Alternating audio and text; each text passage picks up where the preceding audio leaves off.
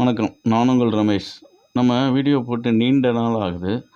ரொம்ப நீண்ட நாளுக்கு பிறகு இப்போ தான் வீடியோ போடுறோம். இந்த வீடியோ எதை பற்றின தகவல்னா, அதாவது குறைந்த செலவில் ரொம்ப தூரம் நீண்ட தொலைவிற்கு தண்ணி எடுத்துகிட்டு போகிறது எப்படிங்கிறத பற்றி தான் வீடியோ. வீடியோ முழுசாக பாருங்கள், உங்களுக்கு பயனுள்ளதாக இருக்கும். நம்ம சேனலையும் சப்ஸ்கிரைப் பண்ணி வச்சுங்க, மேலும் பயனுள்ளதாக இருக்கும். இப்போ வாங்க வீடியோவை பற்றின பார்ப்போம். இப்போது வெயில் காலமாக இருக்குது இல்லையா, எல்லா இடத்துலையும் தண்ணி பிரச்சனைகள் நிறையா இருக்கும். அப்படி தான் நம்ம பண்ணைக்கும் தண்ணி பிரச்சனை. நம்ம பண்ணைக்கு தண்ணி பிரச்சனை எப்படின்னா, நம்ம பண்ணையில் வேலி மசாலா, அகத்தி, சவுண்டல் இதெல்லாம் பயிர் வச்சுருக்கோம் இல்லையா, பசுந்தீவனங்கள். அதுக்கு தண்ணி அதெல்லாம் வருஷ பயிர்கள். அதுக்கு தண்ணி கொஞ்சம் கொடுத்துக்கிட்டே இருக்கணும். அப்படி இருக்கும்போது இந்த வெயில் காலத்தில் தண்ணி கொஞ்சம் பற்றாமல் போகிற மாதிரி சூழ்நிலை வந்துருச்சு. அதனால தான் நம்ம என்ன பண்ணணும் அப்படின்னா, நம்ம தோட்டத்துக்கு, அதாவது நம்ம லேண்டுக்கு பக்கத்துலேயே ஒரு கல்குவாரி, அதாவது கல்குவாரின்னா நம்ம க்ரஷருக்கு கல் வெட்டி எடுத்துகிட்டு போயிடுவாங்க இல்லையா, வெட்டி எடுத்துகிட்டு போன அந்த இடம் இருக்கும். அது பார்த்திங்கன்னா பூமிக்கு அடியில் போகும். அது ஒரு 100 அடி ஆழம், 50-60 அடி அகலம் கொண்ட ஒரு பெரிய, அதாவது சின்ன மினி லெக் ஏரி மாதிரி இருக்கும். அதுலேருந்து தண்ணியை பார்த்திங்கன்னா மழை காலத்தில் ஸ்டோர் ஆகி ஃபுல்லாகவே தண்ணி ரொம்ப இருக்கும். அது வடியாது. அப்படி ஒரு இதுதான் நம்ம கல்லுக்குட்டை. பைய நம்ம ஏரியாவில் அதை கல்லுக்குட்டைன்னு சொல்லுவாங்க.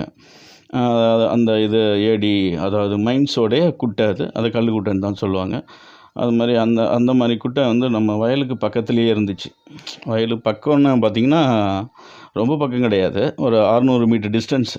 600 மீட்டரா அப்படிங்காதீங்க, ஆமாம் 600 மீட்டர் டிஸ்டன்ஸுக்கு இந்த கல்லுக்குட்டையிலேருந்து நம்ம வயலுக்கு தண்ணி எடுத்துகிட்டு போகிறோம். அப்படி தண்ணி எடுத்துகிட்டு போகும்போது இவ்வளோ தூரம் 600 மீட்டருக்கு தண்ணி போகும்போது என்ன பண்ணணும்னா, தண்ணி அங்கே எண்ட் ஆஃப் ஏரி ஸ்டேஜில் தண்ணி வர்றது கம்மியாகும். அப்போ என்ன பண்ணுவோம் அப்படின்னா, அது டைரெக்டாக வயலுக்கு பாய்ச்சும் பொழுது ஸ்பீடாக பாய்ஞ்சி வராது. அதனால் என்ன பண்ணுவோம்னா, இங்கேருந்து பம்ப் பண்ணி நம்ம கிணத்துக்கு கொண்டு போயிடுவோம். இப்போ இங்கேருந்து நம்ம கிணறோட தொலைவு பார்த்திங்கன்னா குறைஞ்சது 600 மீட்ரு இருக்குது. அந்த 600 மீட்டருக்கு தான் இங்கேருந்து நம்ம தண்ணியை பம்ப் பண்ணி கொண்டு போய் நம்ம கிணத்துல விட்டு அப்புறமே அதை மோட்ரு மூலிமா நம்ம வயலுக்கு பாய்ச்சிப்போம். இப்போ பாருங்களேன், இந்த பம்ப் பண்ணுறதுக்கு இந்த டிவாட்டரிங் பம்பு தான் பயன்படுத்துகிறோம். இந்த டிவாட்டரிங் பம்பு பார்த்திங்கன்னா விலையே பார்த்திங்கன்னா 10,000 ரூபா தான். என்ன ஒன்றா பெட்ரோலில் இயங்கக்கூடிய டிவாட்டரிங் பம்பு இது. அதான் குறைந்த விலையோட மிஷின் சொன்னோம் இல்லையா. இன்னும் 25,000, 30,000, 40,000 ஆயில் இன்ஜின் அப்படிலாம் இருக்கு இல்லையா, அதெல்லாம் ரேட் அதிகம். அது தண்ணியும் இதே ப்ரெஷருக்கு தள்ளும். நம்ம பயன்படுத்திட்டு சும்மா 10,000 ரூபாய்க்கு வாங்கின டிவாட்டரிங் பம்பு தான். இது பெட்ரோல் இயங்கக்கூடியது. மணிக்கு பார்த்திங்கன்னா 1 லிட்டர் பெட்ரோல் கண்டிப்பாக எடுத்துக்கும். அதாவது 3 இன்ச்சு பைப்பில் தண்ணி இழுத்து 3 இன்ச்சு பைப்பில் தண்ணி வெளியில் தள்ளும். அப்படி உள்ள ஒரு செட்டப் தான் இந்த டிவாட்டரிங் பம்பு. அப்படி 3 இன்ச்சு பைப்பில் தண்ணியை வெளியில் தள்ளும் பொழுது கடைசியாக நம்ம கிணத்துக்கு போய்ட்டு தண்ணி ஊற்றும் போது பார்த்திங்கன்னா ஒரு 2 இன்ச்சு 2.5 இன்ச்சு அளவுக்கு தான் தண்ணி வரும். ஏன்னா இங்கேருந்து இவ்வளோ தூரம் 600 மீட்ரு தள்ளுது இல்லையா, அவ்வளோதான் நமக்கு தண்ணி கிடைக்கும். பாருங்கள், இதுதான் அந்த குவாரியோட குட்டை. இது தண்ணி பார்த்திங்கன்னா ஒரு 80 அடி ஆழம் தண்ணி நிற்கிது. இந்த வெயில் காலத்தில் இது எப்போவுமே தண்ணி நின்றுட்டே தான் இருக்கும். அது நம்ம லேண்டுக்கும் இந்த கல்லுக்குட்டைக்கும் பார்த்திங்கன்னா ஒரு 600 மீட்ரு இருக்கும். இங்கே தான் இவ்வளோ பெரிய குட்டையிலேருந்து தான் இந்த சின்னோண்டு குட்டியோண்டு பார்த்திங்கன்னா தெரியும். அந்த டிவாட்டரிங் பம்பை வச்சு தான் நம்ம தண்ணியை ப்ரெஷ் பண்ணி பம்ப் பண்ணி எடுத்துகிட்டு போய் நம்ம கிணத்துல விட்டு வயலுக்கு பாய்ச்சறதுக்கு ரெடி பண்ணிகிட்ருக்கோம். இப்போ பார்த்திங்கன்னா மோட்ரு ஓடிட்டு அந்த டிவாட்டரிங் பம்பு இயங்கிட்டுருக்கு, தண்ணி போயிட்டுருக்கு. இதை பாருங்க, இந்த கருப்போஸ், இந்த கருப்பு பைப்பு தான் பார்த்திங்கன்னா இது மானியத்தில் கொடுப்பாங்க. தோட்டக்கலைத்துறை மூலயமா பார்த்திங்கன்னா இந்த பைப்பு மானியத்தில் தருவாங்க. அந்த பைப்பு தான் இந்த கருப்பு பைப்பு. இது எங்களோட பைப்பு ப்ளஸ்ஸு பக்கத்தில் இன்னொருத்தவங்களோட பைப்பும் சேர்த்து போட்டு தான் இதை எடுத்துகிட்டு போகிறோம். பாருங்கள், மேலே வந்துட்டோம். இந்த கல்குட்டையிலேருந்து மேலே வந்திருக்கோம். இதுதான் தார் ரோடு, அந்த மலையை ஒட்டி போகிற தார் ரோடு பார்த்திங்கன்னா தெரியும். இதான் கல்லுக்குட்டை. அந்த பைப்பு அப்படியே இது ரேம்ப்பு மாதிரி இருக்கும். அது வழியாக தான் அந்த பைப்பை கொண்டு போய் கீழே கொண்டு போய் அந்த மோட்டரை வச்சுருக்கோம். இந்த கல்லுக்குட்டை வழியாக தான் பாருங்கள், பார்த்திங்கனாலே தெரியும். இதுதான் தார் ரோடு. இந்த பக்கத்தில் இதில் இந்தாண்ட நம்ம லேண்டுக்கு அந்தாண்ட வயலில் நிறையா இருக்கும். அதுக்கு போகிறதுக்கான தார் ரோடு அது. இந்த தார் ரோடு மூலயமா பெரம்பலூர் போயிருக்கலாம். பெரம்பலூர் பக்கத்தில் ஆலாம்படிங்கிற அந்த ஊரெலாம் இருக்குது. அந்த ஊருக்கு போகிறதுக்கான தார் ரோடு இதுதான். இந்த ரோட்டில் பஸ்ஸு ட்ராவல்லாம் கிடையாது. குவாரி அதாவது க்ரஷருக்கு மெட்டல் போகும் இல்லையா, சோலிங் சொல்லுவோம்ல, அது ஏற்றுறதுக்கு வரும். அது லாரி தான் நிறைய போகும். பார்த்திங்கன்னா இதான் டாப்லேருந்து நம்ம எடுத்த கல்லுக்குட்டையோட வியூவு. பார்த்திங்களா, இது ஆழம் பார்த்திங்கன்னா நம்ம அதாவது இந்த தார் அந்த மட்டத்தில் இருந்து பார்த்திங்கன்னா ஒரு 200 அடி இருக்கும். இப்போதைக்கு ஒரு 120 அடி பக்கம் தண்ணி நிற்கிது. பார்த்திங்கன்னா அந்த கல்லுக்குட்டையோட அது பாருங்கள், அந்த மலையோட டோட்டல் ஹைட் அது எவ்வளோ தூரம் வெட்டி எடுத்துருக்காங்க பாருங்கள். எடுத்துகிட்டு ரொம்ப ஆழமாக இருக்கு இல்லையா, அதில் நிற்கும். இது பாருங்கள், இதுதான் நம்ம டிவாட்டரிங் பம்பு. மேலேருந்து ஜூம் பண்ணி காமிக்கிறோம். குட்டியோண்டு மோட்ரு தான். இதுதான் 3 இன்ச்சு பைப்பு அளவுக்கு தண்ணியை பம்ப் பண்ணி தள்ளும். இதுலேருந்து தான் நம்ம தண்ணியை ப்ரெஷ் பண்ணி எடுத்து நம்ம கிணத்துக்கு கொண்டு போயிட்டு விட்டு கிணத்துலேருந்து திரும்ப வயலுக்கு தண்ணி பாய்ச்சோம். பார்த்திங்கன்னா தெரியும் வேறு எவ்வளோ கீழே இருக்குது. இப்போ மேலே வந்துட்டோம். சைடில் பார்த்திங்கன்னா அந்த பைப்பு நம்ம போட்டிருப்போம், கருப்பு பைப்பு. அந்த இதில் மானியத்தில் வரும். அந்த அதாவது 100% மானியம், அதாவது அந்த தோட்டக்கலைத்துறை மூலிமா கொடுக்குற அந்த பைப்பு தான் கருப்பு பைப்பு. இது நமக்கு பயனுள்ளதாக இருந்தது, வாங்கி வச்சுருந்தோம். இதை வச்சு தான் நம்ம தோட்டத்தை தண்ணி எடுத்து போகிறோம். இங்கே பார்த்திங்கன்னா தெரியுதா அந்த ஷெட்டு, இதான் நம்மளுடைய நம்ம ஃபார்மோட ஷெட்டு, நம்ம கோட் ஃபார்மோட ஷெட்டு அதான். அதுக்கு பக்கத்தில் தான் அதாவது கிணறு இருக்குது. இங்கேருந்து பார்த்திங்கன்னா இந்த கல்லுக்குட்டையிலேருந்து அந்த கிணறு வரைக்கும் 600 மீட்டர் டிஸ்டன்ஸு. 600 மீட்டர் டிஸ்டன்ஸுக்கு தண்ணி இங்கேருந்து கொண்டு வரோம். 600 மீட்டர்னால் அடியில் பார்த்திங்கன்னா 1800 அடி. 1800 அடிக்கு இங்கேருந்து தண்ணியை கொண்டு போகிறோம். இது சில பேர் சாத்தியப்படாது, இவ்வளோ தூரம் எப்படி போகும் அப்படின்னாங்க. எடுத்துகிட்டு போகலான்ட்டு ட்ரை பண்ணி எடுத்துகிட்டு போகிறோம். யூஸ்ஃபுல்லாக இருந்தது, சக்ஸஸாகவும் ஆகிடுச்சு. இது பார்த்திங்கன்னா நம்ம ரோடு கிராசிங். இந்த பைப்பு பாருங்கள், பைப்பு இரும்பு பைப்புக்குள்ளே அந்த பைப்பை சுருவி ரோடு கிராசிங் பண்ணியிருப்போம். ரோடு கிராசிங் நம்ம வெட்டி போடலாம். வெட்டி போட்டால் அது ஹைவேஸில் பர்மிஷன் வாங்கணும். இந்த ரோடு வந்து ஹைவேஸோட ரோடு. அப்படி ஹைவேஸில் பர்மிஷன் வாங்கணும் அப்படின்னா, நம்ம பர்மனெண்ட்டாக யூஸ் பண்ணுறோம் அப்படின்னா பர்மிஷன் வாங்கி வெட்டி போட்டுக்கலாம்.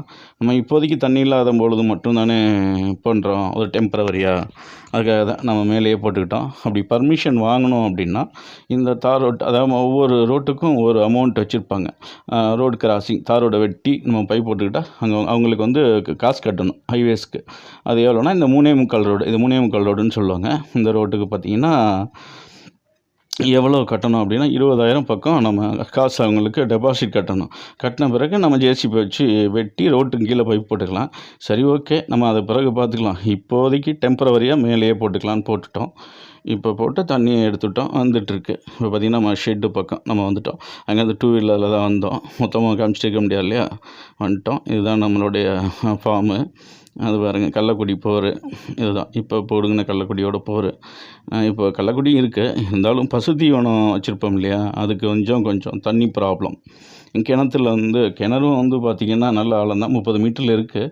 பட் இருந்தாலும் இந்த வறட்சி காலத்தில் எல்லா ஏரியாவிலையுமே, நாங்கள் எங்கள் ஏரியா சுற்றி, பெரம்பலூர் ஏரியா சுற்றி தண்ணி கொஞ்சம் பிரச்சனை. அப்படி இருந்தாலும் நமக்கு அந்த பசுந்தீவனம் பயிரை காப்பாற்றணும் இல்லையா, அதுக்காக எப்படியாவது தண்ணி எடுக்கணும் அப்படிங்கிறதுக்கு தான் இந்த முயற்சி செஞ்சு நம்ம அங்கேருந்து போட்டு தண்ணி எடுத்துருக்கோம். பார்த்திங்கன்னா தெரியும், அதுதான் ஹில்ஸ். அங்கே மலை தெரியுது பார்த்திங்களா, அந்த மலையில் ஏற்கனவே அங்கேருந்து காமிச்சோம்ல, ஜூம் பண்ணி காமிச்சோம்ல, அதே கல்லுக்குட்டை தான். இங்கேருந்து இதோட டிஸ்டன்ஸ் பார்த்திங்கன்னா 1800 அடி. அங்கேருந்து தான் தண்ணி எடுத்து நம்ம வயலுக்கு கொண்டு வரோம். பாருங்கள், நம்ம தண்ணி விட்டோன்னே இப்போ பயிரெல்லாம் கொஞ்சம் பசுமை தட்டி நல்லாவே இருக்குது. இந்த கருப்பு பைப்பு தான் அங்கேயே காமிச்சோம்ல, கருப்பு பைப்பு.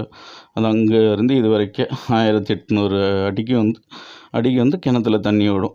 கிணத்துக்கு தண்ணி வந்த பிறகு கிணத்துலேருந்து நம்ம தண்ணியை டம்ப் பண்ணி அப்புறம் திரும்ப பயிருக்கு விட்டுக்கலாம். கிட்டத்தட்ட லென்த்து வந்து 1800 அடி. இவ்வளோ தூரத்துக்கு அந்த பைப் தண்ணி தள்ளுமான்னு கேட்டிங்கன்னா தள்ளும். குறைந்த அளவில் தான் கொஞ்சம் தண்ணி குறையும். அதே மாதிரி பார்த்திங்கன்னா மேல் மட்டத்திலேருந்து கீழே தண்ணி வரும்போது ஈஸியாக வந்துடும். அதாவது இப்போ எப்படி சொல்கிறதுனா, அந்த கல்லுக்குட்டை வந்து மேலே இருக்குது, எங்கள் கிணறு வந்து கீழே இறக்கத்தில் இருக்குது. அப்படி இருக்கும்போது தண்ணி ஈஸியாக தள்ளி கொண்டு வந்துடும். ஒரு சில டைம் பார்த்திங்கன்னா வயல் வந்து மேட்டில் இருக்கும், கல்லுக்குட்டை அந்த ஏரியா நம்ம தண்ணி எடுக்கிற ஏரியா பள்ளத்தில் இருக்குதுன்னு வச்சிங்கன்னா, அப்போ டோட்டலும் பம்ப் பண்ணி தள்ளும். அப்படி இருக்கும்போது இவ்வளோ டிஸ்டன்ஸுக்கு தண்ணியை தள்ளாது, கொஞ்சம் ப்ராப்ளமாக இருக்கும். இது பாருங்கள், இந்த பைப்பு இதுதான் இது வந்து பார்த்திங்கன்னா கிணத்துலேருந்து வயலுக்கு போகிற பைப்பு. அது அங்கே வயல்லேருந்து வர பைப்பில் தான் தண்ணியை அந்த பைப்பை கனெக்ட் பண்ணி தண்ணியை கிணத்துக்கு விட்டுருக்கோம். பார்த்திங்கன்னா தெரியும். இப்படி தான் நம்ம தண்ணியை கொண்டு வந்து நம்ம கிணத்துல ஸ்டோர் பண்ணி பிறகு நம்ம திரும்பவும் பாசன மோட்ரு மூலியமாக எடுத்துவிடும். பாருங்கள், தண்ணி பக்கமாக வந்துட்டோம். பாருங்கள், இது மாதிரி பைப்பை கொண்டு வந்து கனெக்ட் பண்ணி அந்த கரு பைப் தான் கனெக்ட் பண்ணியிருக்கோம். கனெக்ட் பண்ணி கிணத்துக்கு தண்ணியை கொண்டு வந்திருக்கோம். தண்ணி பார்த்திங்கன்னா தெரியும். தண்ணி ஊற்றுறது உங்களுக்கே தெரியுதுங்களா, எவ்வளோ தண்ணி ஊற்றுது அப்படின்ட்டு. அங்கே 3-5 ஹோஸில் நல்லா ப்ரெஷராக வரும் தண்ணி. இங்கே இவ்வளோ தூரம் வர்றதுனால ஒரு 2 to 2.5 ஹோஸ் அளவுக்கு தான் நமக்கு தண்ணி கிடைக்கும். கிட்டத்தட்ட பார்த்திங்கன்னா இப்போது 2.5 நம்ம பார்த்திங்கன்னா நல்ல ப்ரெஷர் கொஞ்சம் கம்மியாக தான் வரும். இதை பார்த்திங்கன்னா இதிலேருந்து தண்ணி எடுத்தோம்னு கொண்டு வந்து விட்டு நாம் திரும்ப மோட்டர்லேருந்து தண்ணி எடுத்து விட்டோம்னா இப்போ ஒரு 5 மணி நேரம் அங்கே ஒரு 5 லிட்டர் பெட்ரோல் போட்டு அந்த டிவாட்டரிங் பம்பு ரன் ஆகும். 5 மணி நேரத்துக்கு தண்ணி இங்கே கொண்டு வந்து கிணத்துல விட்டோம்னா திரும்ப கிணத்துலேருந்து நம்ம ரிட்டன் அனுப்பும் பொழுது பார்த்திங்கன்னா 2.5 மணி நேரம் தான் ஓடும். ஏன்னா நம்ம கிணத்துலேருந்து கம்மி தூரத்தில் தானே வயல் வச்சுருப்போம். அந்த ப்ரெஷருக்கான தண்ணி 2.5 மணி நேரம் தான் தண்ணி போகும். பார்த்திங்கன்னா இப்போ இது பெட்ரோலில் ஓடுறத நம்ம மணிக்கு 100 ரூபா செலவு பண்ண வேண்டியிருக்கு. இதை குறைக்கிறதுக்கு என்ன வழி அப்படின்னு தான் பார்த்துட்டு இருந்தோம். இப்போ அதுக்கு ஒரு ஐடியா பண்ணி தான் இங்கேயே ஒரு டிவாட்டரிங் பம்ப் அல்லது டிவாட்டரிங் பம்போ அல்லது சேஞ்சர் சுவிட்சை வச்சு ஒரு மோட்டர் வச்சு இங்கேருந்து கனெக்ட் பண்ணோன்னு வச்சுக்கோங்க. அங்கேருந்து தண்ணியை உறிஞ்சிற மாதிரி, அதாவது அங்கேருந்து பம்ப் பண்ணி தள்ளும், இங்கே வைக்கிற மோட்டர் தண்ணியை உறிஞ்சி கிணத்துக்கு விடும். அதை பற்றின வீடியோவும் போடலான்னு இருக்கோம். அந்த வீடியோ அடுத்த வீடியோவாக போடுவோம். அதை எப்படி செட் பண்ணியிருக்கோம் அப்படிங்கிறத. இப்போ பார்த்திங்கன்னா கிணத்துக்கு தண்ணி வந்துட்டுருக்கு பாருங்கள். இதுதான் நம்ம முச்சோள வயல். நிறையா பில்லு மண்டி போயிடுச்சு. அதை களை வெட்டி பார்த்தோம். களை வெட்டினோம்னா கட்டுப்படி ஆகலை. அதனால் இது களைக்கொல்லி. இந்த மருந்து ஒரு டேங்க்கு 115 ml போட்டு அடித்தோம்னா அந்த களைக்கொல்லியெல்லாம் செத்து போயிடும். களைக்கொல்லி செத்து போன பிறகு பயிர் நல்லா சிறப்பாக வந்துடும். இதுதான் இந்த களைக்கொல்லி தான் பயன்படுத்தியிருக்கோம். இது களைக்கொல்லி. இப்போ பாருங்கள், களைக்கொல்லியே பார்த்தீங்கன்னா நல்லா வயல் மாதிரி பசுமையாக அழகாக இருக்கும். வீடியோவில் பார்க்கறதுக்கு பார்த்தா அழகாக இருக்கும். ஆனால் அது களைக்கொல்லி நம்ம செடியை வளர விடாமல் தடுத்து நிறுத்திடும். இப்போ தான் இந்த மருந்து அடிச்சிருக்கோம். இன்னும் ஒரு 10 நாள் கழிச்சுன்னா நல்லா சிறப்பாக வந்துடும். இந்த பாருங்கள், இங்கே ஒரு டிவாட்டரிங் பம்ப், பழைய பம்பு. இந்த டிவாட்டரிங் பம்ப் தான் எடுத்து வந்திருக்கோம். எதுக்கு அப்படின்னா, முன்னாடி சொன்னேன் இல்லையா, அங்கேருந்து தண்ணியை பம்ப் பண்ணி தள்ளிட்டு இதை கிணத்துக்கு பக்கத்தில் வச்சு பம்ப் பண்ணுற தண்ணி இழுக்கிறதுக்கு. அப்படி இருக்கும்போது பெட்ரோலோட செலவு கொஞ்சம் குறையும். அதுக்காக தான் இந்த பம்பு. இதனை பற்றின வீடியோவை அடுத்த வீடியோவில் தெளிவாக போடுவோம். அடுத்த வீடியோவையும் கண்டிப்பாக பாருங்கள். அதுக்கு முன்னாடி நம்ம சேனலை சப்ஸ்கிரைப் பண்ணாதவங்க சப்ஸ்கிரைப் பண்ணிக்கோங்க. அந்த ரவுண்ட் பட்டன் அழுத்தி நம்ம சேனலை சப்ஸ்கிரைப் பண்ணிக்கோங்க.